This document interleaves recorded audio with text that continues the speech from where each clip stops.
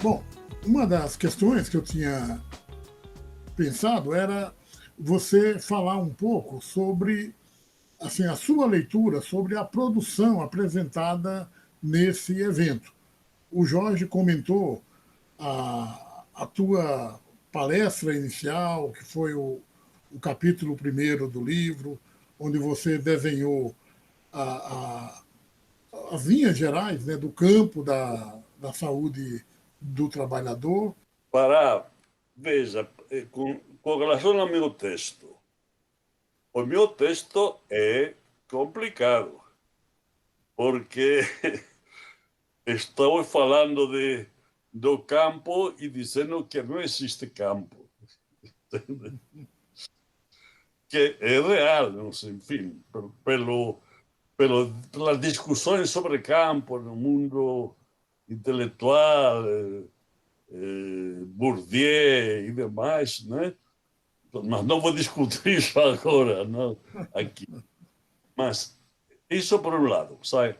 Eu achei engraçado, que todo mundo gostou e achou fantástico, mas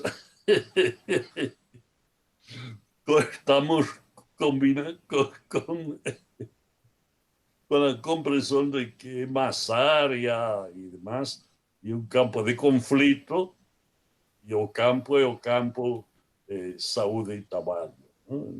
Vamos lá. Com relação às contribuições, os textos, todos, ficaram muito bons. Entre outras coisas porque o senhor Jorge e o senhor Paulo, comigo, também fomos discutindo com os autores depois, já, para a publicação. Não? Então, ficaram bastante redondos. Acho que são textos de referência nessas áreas, menos epidemio, que uma área fundamental, que ficou sem nenhum texto de nada. Não? Tá? Então, não entraria muito por aí. Não? Eu acho que o GT foi se perdendo, não? Mas não vou fazer avaliação agora disso. Não? Eu acho que está muito fraco, muito sem consistência. Não? Eu não posso falar muito porque não estou participando. Não? Então... Tem uma proposta de fazer o segundo Simbrast. Antes de falar do segundo Simbrast, tem umas coisas que eu queria ressaltar. É assim, que teve, né, o sucesso que vocês já notificaram, já ressaltaram, que foi o primeiro Simbrast, foi em todos os sentidos da alegria, do convívio e também da troca de experiências, metodologias e textos. Foi um processo muito bonito, vocês ressaltaram, numa análise interna, né, ao evento. E o produto também tem uma prova de que foi um grande sucesso, né? Eu sei que não é o sucesso que nos mede, mas enfim, ninguém está correndo atrás de sucesso aqui, mas foi um sucesso editorial. Foi um sucesso editorial. Me parece que por várias vezes foi o livro mais vendido por mês, né, na editora da Fiocruz, editora da Brasco. Também é um livro que se tornou referência em diversas graduações e universidades e cursos ao redor do Brasil.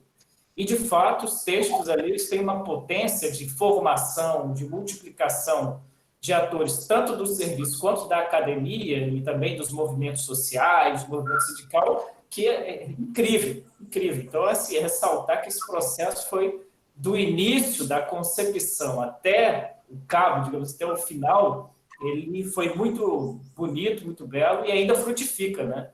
Você veja. Bom, primeiro, o livro se esgotou logo. Está esgotado faz bastante tempo. Mas, por outro lado, supõe muita dedicação. Paulo lembra de ler aqueles textos, discutir, dar uma de editores, tem malandragem no meio disso, malandragem para não andar explicando muito, não? Mas, lembra? o pior é que o trabalho sujo sempre caía na minha mão. Não, Não era para... quando não resolveu, Quando era era eu- Jorge. Ah, Olha, e também tinha alguns textos, quando Minayo não gostava, ele passava para a gente resolver. exatamente. Porque Minayo, para negociar com o autor, era difícil. Mas o livro teve a segunda reimpressão e foi esgotado, mas a Fiocruz vai lançar em e-book. Inclusive... É verdade, é verdade. E o Dalberto tem um capítulo também, participa desse livro sobre acidente de trabalho, um capítulo importante, ele, né, além do Jorge Machado, enfim, o Fadel, etc., né? Eu acho que e são 40 autores nessa obra. E, de fato, o trabalho de Minayo foi crucial nesse processo. Coincidiu e organizamos, e a minha participação fez parte do meu pós-doutorado com Minayo. Então, para mim, foi um aprendizado também como conceber um livro com tantas situações, e olhe que a nossa área não é fácil, né, em termos de opiniões diferentes, divergências e, às vezes, oposições radicais diante, né, do encaminhamento dos processos. Mas eu acho que essa articulação, Minayo, Jorge,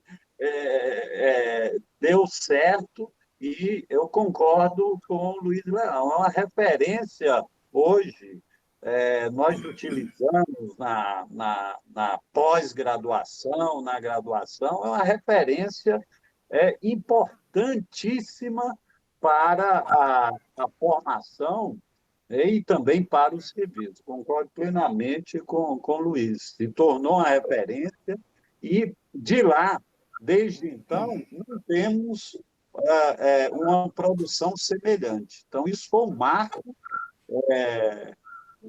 nesse aspecto, né, de produção na área da pesquisa, fundamentalmente, com esforço ali de estabelecer o estado da arte em cada uma das partes do livro. Eu queria duas questões que eu acho que Minayo foi muito econômico ali no campo, mas que coloca uma questão fundamental, o campo que não é campo. Eu acho que, mas pelo que eu entendi, tinha um campo da saúde e trabalho, que também não está muito, mas que não está muito delimitado. Mas esse campo da saúde, ele talvez ele não é um campo funcional do ponto de vista de uma, como é que se chama, comunidade acadêmica que sustenta o campo. Não somos nós só. No nosso grupo de Abrasco e de saúde coletiva que milita nesse campo da saúde e trabalho, não esgota o campo. A gente não é a comunidade epistêmica. É claro. A gente tem a geografia que trabalha isso, a sociologia, né? O campo é bem maior, a economia, né? A educação. Né? Então, a segunda questão que o Minayo trouxe lá nessa discussão é que ele já anuncia para nós que o nosso objeto, embora seja o processo de trabalho que a gente acha que é o nosso objeto, esse processo de trabalho ele não é simplesmente um processo que está diretamente ligado ao trabalhador. Esse processo de trabalho é ligado à sociedade. O campo saúde e trabalho, ele não, o objeto dele é o processo produtivo, o processo de produção de riqueza, da produção e da reprodução social. É o trabalho de produção e de reprodução social, nesse sentido. E o impacto na saúde não é só o trabalhador que está ligado a um processo produtivo específico e a um processo de trabalho específico, e sim a esse processo de produção e de reprodução social. Esse anúncio é importante também. Quando a gente coloca a questão ambiental, nesse questão. Quando a gente começa a trabalhar os serviços, é nesta concepção. Quando a gente trabalha a questão de gênero, é nessa concepção. Vai começar a pensar em trabalho doméstico. Vai começar a pensar em repercussões do trabalho ambiental na perspectiva da sustentabilidade. Então, que a própria tese do Fadel traz fortemente essa discussão, que inicia, né, fortemente essa discussão ecológica, que a gente não presta muita atenção naquele momento. Então, precisa de um segundo teste para pegar essas oficinas, desses prenúncios. Eu acho que seria bom a gente participar dessa. Não, eu acho isso. Acho que tem que ter continuadores, Jorge. Também acho. E o único que temos assim como continuador é esse rapaz que está aí de Campos. Nosso. Estava faltando o menino prodígio. Aí, quando pegando essa fala do Minayo, só situar aqui o seguinte: estamos com Pará, escreveu um capítulo nesse livro. Jorge, Carlos Minayo, Paulo Pena, Jorge Machado, Carlos Minayo e Paulo Pena, além de organizadores, escreveram também capítulos no livro. E eu fiz o quê? Eu fiz a resenha. Eu publiquei a resenha do livro. É verdade. Pediram para alguém, claro.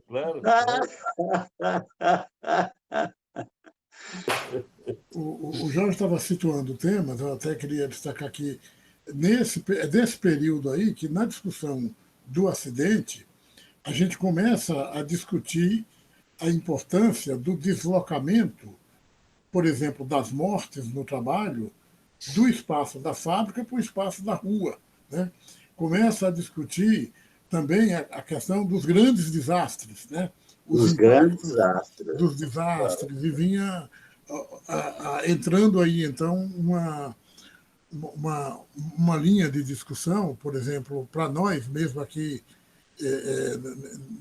com o campo de acidentes de trabalho, um dos desdobramentos foi a de procurar o que a gente chama de revelar as consequências tardias do acidente, chamando a atenção para a ideia de que, olha, tem uma dívida social nesse país em relação a esses impactos que se instalam mais tardiamente, que cabia ao próprio SUS procurar desenvolver ferramentas para reconhecer a sua existência, e em todo momento isso vem aparecendo. Agora, depois disso, passou por Mariana, por Madinho, é preciso estudar os impactos, não apenas de saúde, né?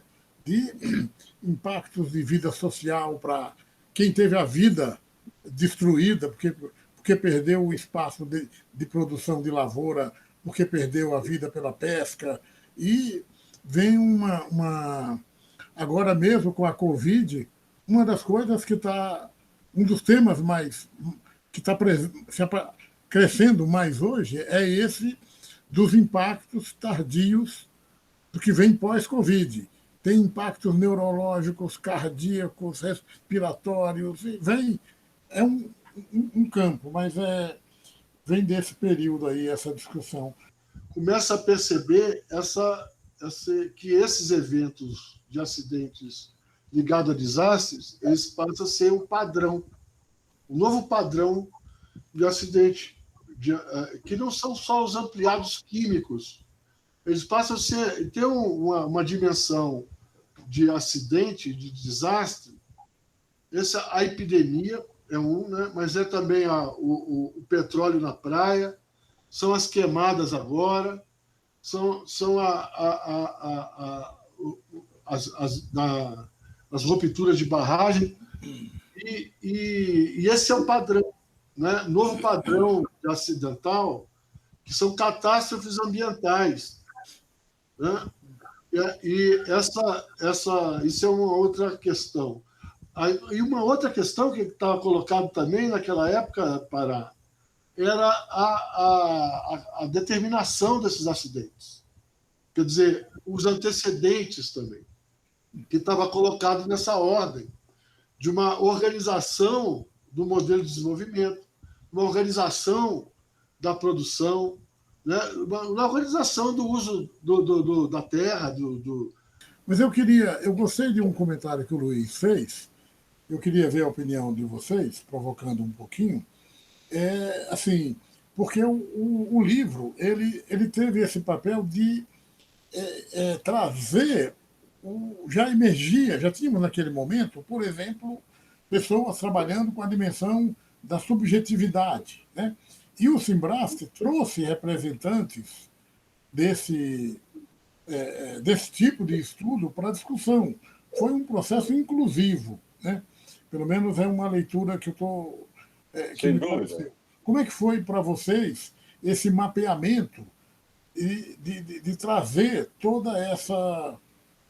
representantes de todos esses movimentos, né? Eu lembro que, por exemplo, estava presente pessoas de BGE, aqui em São Paulo, o grupo da informação, né, que trabalha com acidentes, que nem era da universidade, mas houve essa busca inclusiva de pessoas vinculadas à produção. Pará, isso aconteceu no decorrer de nossas discussões, né? Na medida em que, por que não incluir fulano, por que não convidar outro? Foi surgindo dessa forma, compreende? Inclusive, desde a ideia que a gente estava falando de 2002, quando a gente fala que o GT é inclusivo, a gente começa essa garimpagem de parceiros, ela não é quem estava lá, tá, gente? É quem podia colaborar. Não era uma coisa de relações diretas, era de relações das temáticas. E, por exemplo, a questão do acidente acontece assim. A gente sabe que Rita Barata tinha uma discussão com o pessoal de acidentes aí da Fundação da Fundação aí do Estado de São Paulo, né? E aí tinha o menino e a irmã e aí tinha uma pesquisa junto com a Fundacentro. Foi assim que a gente mapeou. A gente tentou fazer um projeto nacional de acidente de trabalho. Nunca conseguimos, né? Mas fizemos várias oficinas disso. A discussão com a psicologia, que é Jussara que traz, que é nossa colega do CS, né? Ela tem começa a trabalhar um pouco. A Jussara, ela vai costurando isso com a ergologia e de uma forma muito profunda.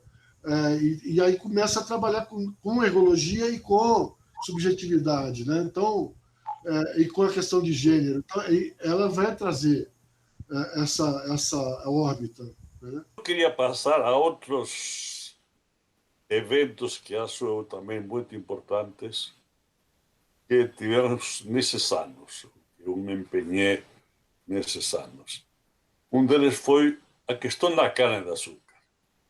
O seminário que fizemos, lembra, Jorge?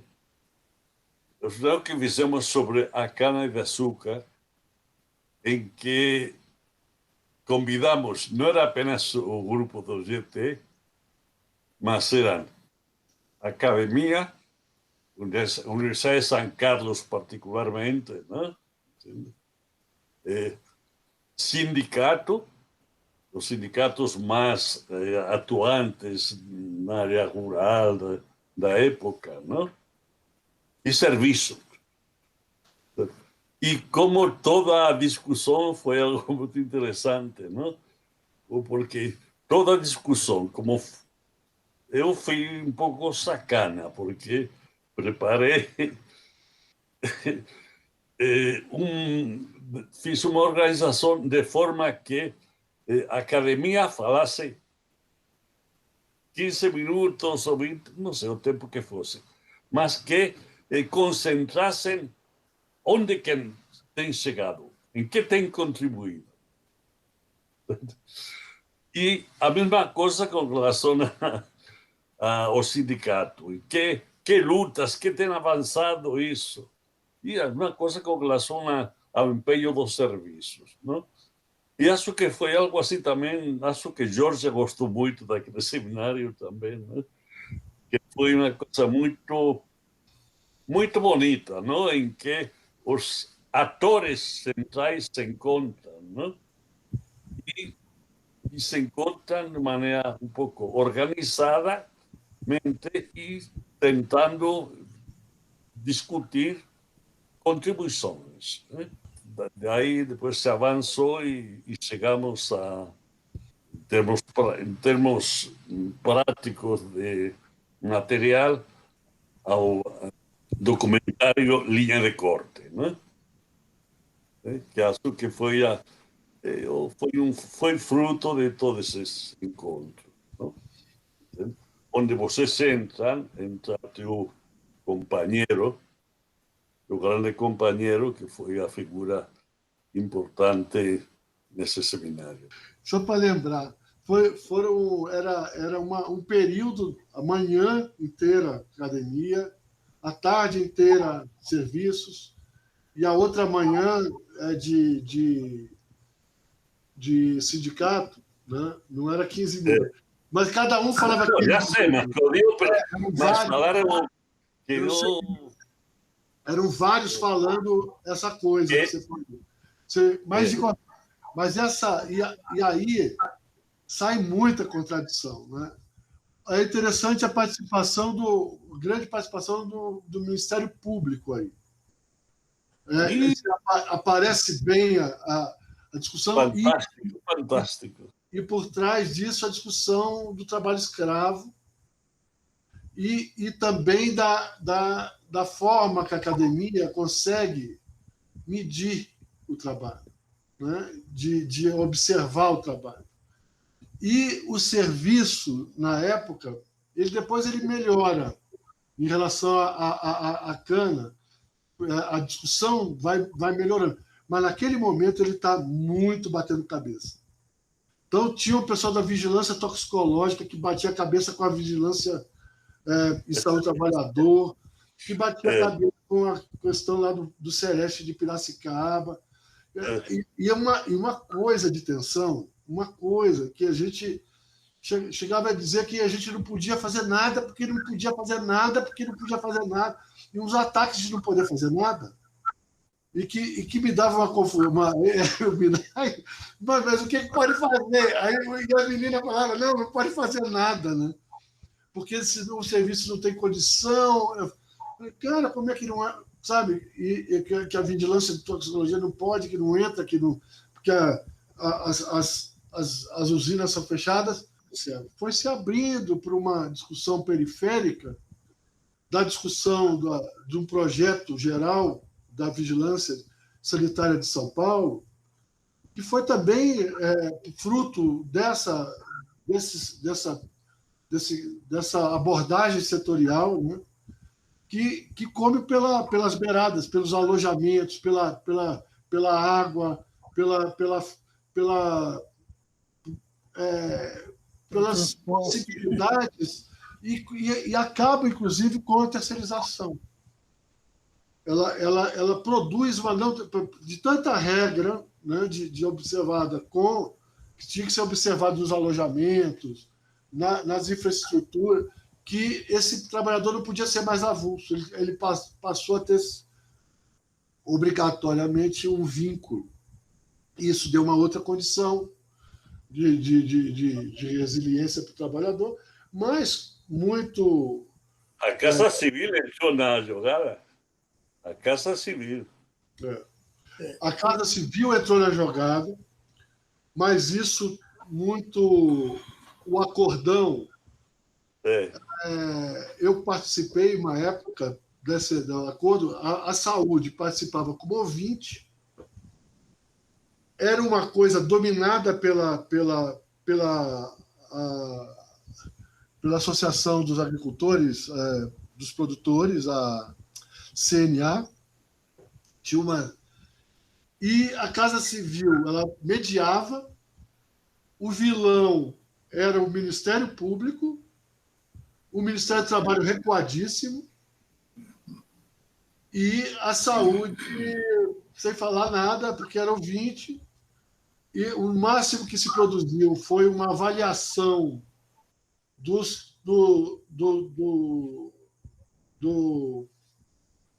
processos do Ministério Público, que estabeleceram que onde tinha algum trabalho escravo, e tinha uma revisão a nível de comissão, e a gente tentou fazer também experimentos de EPI, porque tinha cisco nos olhos, tal, e que não podia... E aí, por exemplo, só para dar um cenário dessa reunião na Casa Civil, quando falou dos protetores de face e de óculos, eu falei, o melhor é aquele de gradinha, porque não embaça, mas entra uma poeira fina. Não, então vamos fazer duas simulações, uma em São Paulo e outra lá em Pernambuco. E aí eu estava na reunião e falei assim, por que embaça? Então dá uma parada para lavar os óculos, né? Para desembaçar.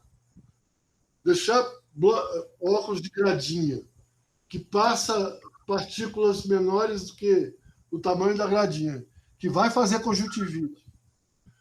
Ou parar para fazer um desembaçamento, melhor parar para fazer um desembaçamento, né? Aí você fala assim, parada para desembaçamento. 3 da CNA levantaram para tomar cafezinho, porque parada dá arrepio de vontade de tomar cafezinho, entendeu? Não tem menor... Não tinha negociação. Jorge, eu acompanhei um pouco aqui o trabalho lá de Piracicaba, né? É claro. Aí evoluiu.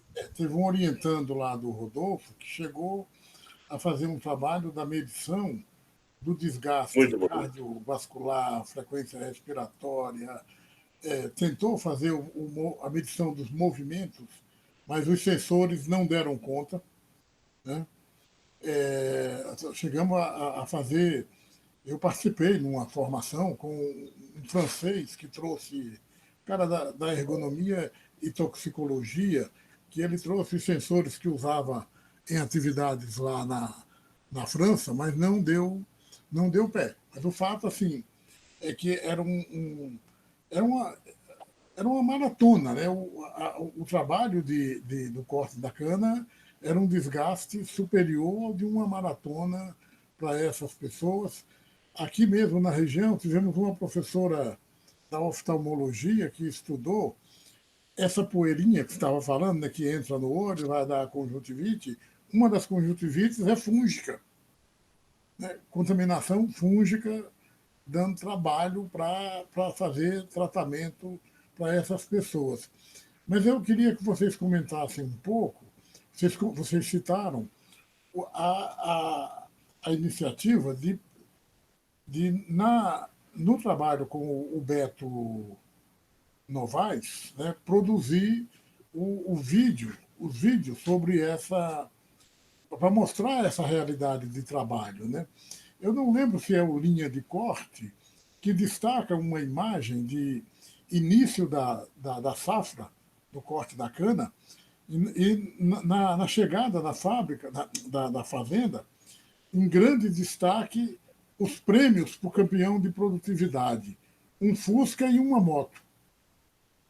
O cara que mais produzisse, então era uma coisa assim, de estimular o desgaste ao extremo, né?